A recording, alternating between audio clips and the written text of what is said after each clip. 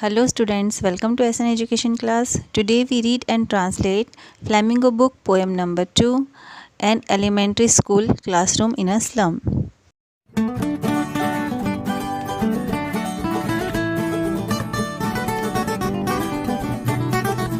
Friends, today we start Flamingo book poem number 2, An Elementary School Classroom in a Slum. Slum means झुग्गी झोपड़ी वाली जगह की प्राथमिक स्कूल की एक कक्षा। इस टाइटल पर बेस ही ये पूरी पोएम है और इसके पोएट हैं स्टीफन स्पेंडर। स्टीफन स्पेंडर के बारे में यहाँ लिखा गया है कि ये एक इंग्लिश कवि और निबंधकार थे।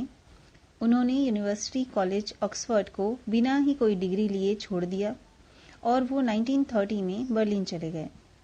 स्पेंडर को हमेशा से राजनीति में, पॉलिटिक्स में इंटरेस्ट रहा है और उन्होंने स्वयं को आशावादी और समाजवादी घोषित किया है। स्पेंडर की पोएम की बुक में हमेशा से डेडिकेशन का भाव मिलता है, यानी समर्पण का। उनकी बहुत सारी रचनाएं हैं, the age of being, the creative element, the struggle of the modern and an autobiography. उन्होंने हमेशा आधुनिक जीवन के संघर्ष पर कविताएं लिखी हैं, निबंध लिखे हैं, अपनी खुद की ऑटोबायोग्राफी लिखी है और आज की दुनिया में भी एक और दुनिया को, यानी दुनिया के अंदर एक और दुनिया का दर्शन कराया है। An elementary school classroom in a slum, इस कविता में भी उन्होंने ऐसे ही एक विषय को उजागर किया है जो कि सामाजिक असमानताओं और अन्याय को प्रदर्शित करता है। Now we start the poem. Before we start poem, here is a question. Have you ever visited or seen an elementary school in a slum? क्या आपने किसी स्लम एरिया, किसी झुग्गी झोपड़ी वाले एरिया के प्राथमिक स्कूल का विजिट किया है? क्या आपने उसे देखा है?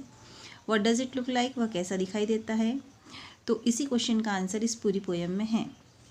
यहाँ पे हम बताएंगे कि एक स्लम एरिया के प्राइमरी स्कूल की कक्षा कैसी होती है, वहाँ के बच्चे, वहाँ का रहन सहन सब कैसा होता है।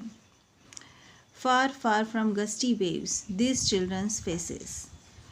गस्टी वेव्स यानी समुद्र की तूफानी लहरें जिनसे दूर है चिल्ड्रंस फेसेस यानी इन बच्चों के चेहरे। मतलब जो ये बच्चे हैं जो एक स्लम एरिया में रहते हैं, उन बच्चों ने कभी भी वो गस्टी वे, वो समुद्र की लहरें नहीं देखी हैं, वो उनसे बहुत दूर हैं। Like rootless weeds the hair turn round their pallor. यहाँ पे उन स्लम एरिया में रहने वाले बच्चों के चेहरे का वर्णन किया गया है कि वो कैसे दिखते हैं। तो उनका पेलर यानी उनका एक उदास चेहरा है, जिनके ऊपर उनके घुंघराले बाल हैं, टर्न राउंड यानी गोल गोल घूमे हुए बाल हैं, और जो रूटलेस वीड्स की तरह दिखते हैं यानी बिना जड़ वाले पौधे की तरह, यानी जो पौधे जड़ से उखाड़ लिए जाते हैं जब वो गुच्छे की तरह बन जाते हैं, तो बस वैसे ही कुछ इन बच्चों के सिर के बाल दिखाई देते हैं। The tall girl with her weighed down head.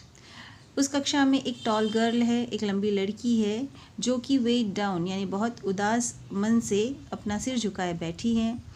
The paper seeming boy, एक लड़का है जो पेपर सीमिंग है। पेपर सीमिंग यानी पेपर की तरह दिखता है, यानी दुबला पतला है। विथ रेड्स आई, जिसकी आंखें चूहे के समान हैं। The stunted unlucky air of twisted bones, और वो जो लड़का दुबला पतला है वो एक ऐसे शरीर का उत्तराधिकारी है दुर्भाग्यपूर्ण रूप से जिसकी बोन्स, जिसकी हड्डियाँ दिखाई दे रही हैं। Reciting a father's gnarled disease his lesson from his desk. जब वो अपनी डेस्क पर अपना लेसन, अपना पाठ पढ़ने के लिए बैठता है तो वो उसकी बजाय अपने पिता की gnarled डिसीज यानी ग्रंथियुक्त बीमारी को दर्शाता है। यानी उसके पिता भी एक बीमारी से ग्रसित हैं और वो खुद भी हड्डियों के ढांचे की तरह दिखता है, तो वो भी उस बीमारी को दर्शाता है। At back of the dim class one unnoted sweet and young. उस डीम क्लास में यानी उस धुंधली क्लास के पीछे की तरफ एक प्यारा सा युवा बैठा है जो अननोटेड है, यानी जिसे किसी ने नहीं देखा, जिस पर किसी का ध्यान नहीं गया। His eyes live in a dream, उसकी आंखें लाइव यानी देख रही है जीवंत सपना। On squirrel's game in tree room other than this, और दूसरों की बजाय वो ट्री रूम में यानी पेड़ के तने में स्क्वारल के गेम को देख रहा है। यानी वो सोच रहा है एक गिलहरी का खेल जो पेड़ के ऊपर चढ़ती है और पेड़ के आसपास खेलती है। तो वो जो बच्चा है जिसको कोई नहीं देख रहा है वो अपने सपनों की दुनिया में खोया है। नेक्स्ट स्टेंजा इज ऑन सौर क्रीम वॉल्स, यानी उस कक्षा की क्रीम कलर की सौर यानी अप्रिय दीवारें थीं।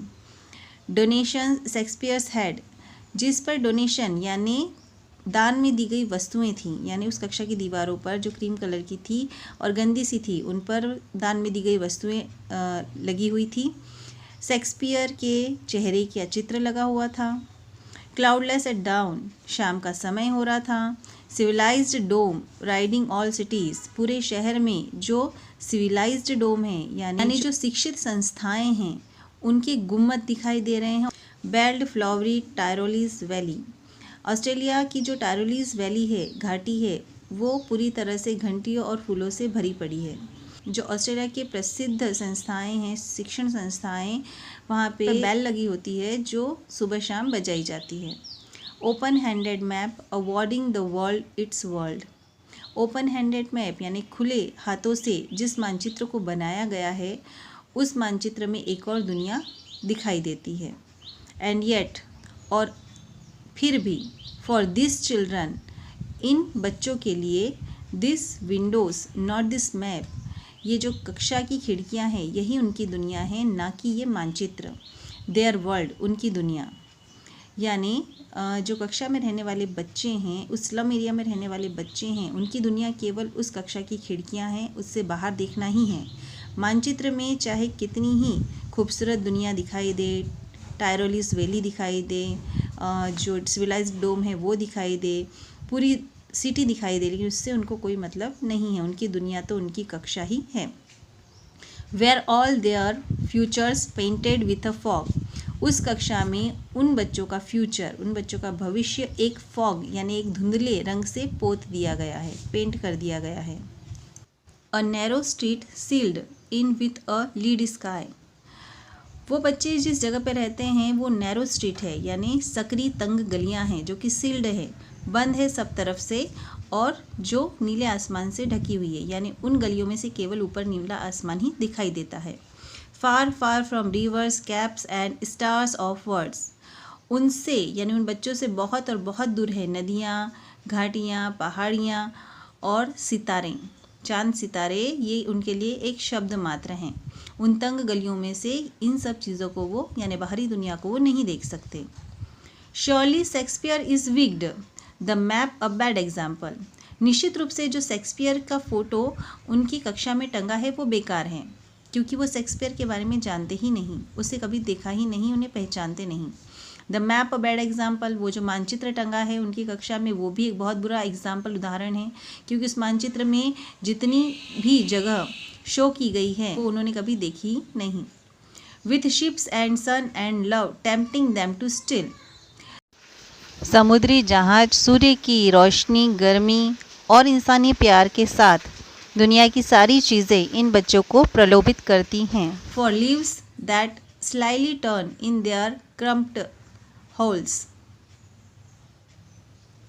From fog to endless night, for lives यानी उनके जीवन जीने के लिए, स्लाइली टर्न एक गुप्त घुमाव है उनकी ज़िंदगी में, एक ऐसे क्रैम्प्ड हॉल यानी एक ऐसी तंग गली है जहाँ पे कोहरे यानी धुएं से लेकर अंतहीन रात को ही देखा जा सकता है। On their slag heap this children wear skins peeped through by bones and spectacles of steel with mended glass, on their slag heap यानी उस स्लैग मीन्स कूड़ा, उस कूड़े के ढेर पर जिस पर वो रहते हैं, दिस चिल्ड्रन ये बच्चे, वियर स्किन पिप्ड जिनकी त्वचा में से पिप्ड यानी झाँक रही हैं, थ्रो बाय बॉन्स हड्डियाँ, उनके शरीर की हड्डियाँ उनके त्वचा में से बाहर झाँक रही हैं, और उन्होंने जो स्पेक्टिकल्स जो चश्मा पहन रखा है वो स्टील का है, विथ मैंडेड ग्लास जिस पर ग्लास के टुकड़े लगे हैं। Like bottle beads on stone, और वो ऐसे लगते हैं जैसे किसी पत्थर पर कांच के टुकड़े चिपका दिए गए हों। All of their time and space are foggy slum, उनका पूरा समय और उनकी जगह वो धुएंदार स्लम, वो धुएंदार झुग्गी झोपड़ी है।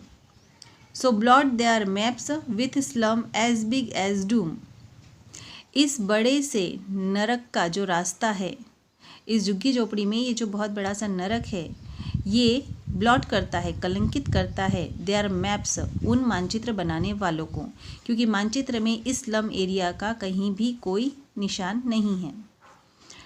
अनलेस गवर्नर, इंस्पेक्टर, विजिटर, जब तक कि प्रशासन, निरीक्षणकर्ता और यात्री जो यहाँ पे आते हैं, this map becomes their window and this windows, जब तक वो इस जगह की यानी मानचित्र में, मैप में इन विंडो को, इस कक्षा की, इन बच्चों की कक्षा की खिड़कियों को नहीं दर्शा देते, बना देते। This windows that shut upon their lives like catacombs, जब तक इन खिड़कियों को बंद नहीं कर दिया जाता जिस जगह पर वो कब्र की तरह रहते हैं। कैटाकॉम्स यानी कब्र की तरह जीवन जी रहे हैं उन तंग गलियों में। Break O break open till they break the town, तोड़ दीजिए और तोड़ दीजिए और खोल दीजिए उन कस्बों को, यानी उन कस्बों की दीवारें जिस तंग गलियों में वो रहते हैं उन्हें तोड़ दीजिए, उस एरिया को खुला कर दीजिए। And show the children to green field, और उन बच्चों को देखने दीजिए हरे भरे खेत। And make their world run azure on gold sand, और उन्हें इस दुनिया के नज़ारों को देखने दीजिए। गोल्ड सैंड यानी समुद्री तट की सुनहरी रेत को देखने दीजिए, उस पर दौड़ने दीजिए।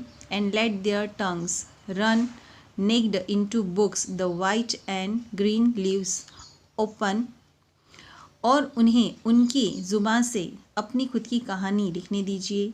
किताबों में हरे सफ़ेद पत्तों को खोलने दीजिए। History their whose language is the sun, इतिहास वो बच्चे खुद लिखेंगे अपनी खुद की भाषा में, जो भाषा सूर्य की है, यानी एक सूर्य की शक्ति के समान, उसके प्रकाश के समान वो अपनी भाषा में इतिहास को लिखेंगे।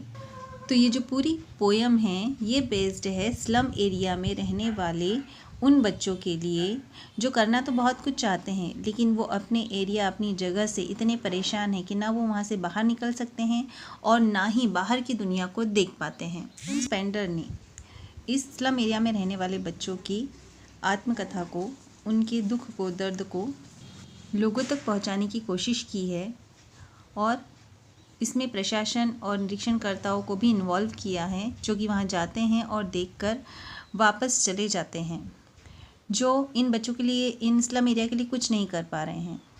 सो स्टूडेंट्स, हम मिलेंगे नेक्स्ट वीडियो में, जिसमें हम देखेंगे इस पोएम के important MCQs and question answers. So we will meet next video. Have a nice day.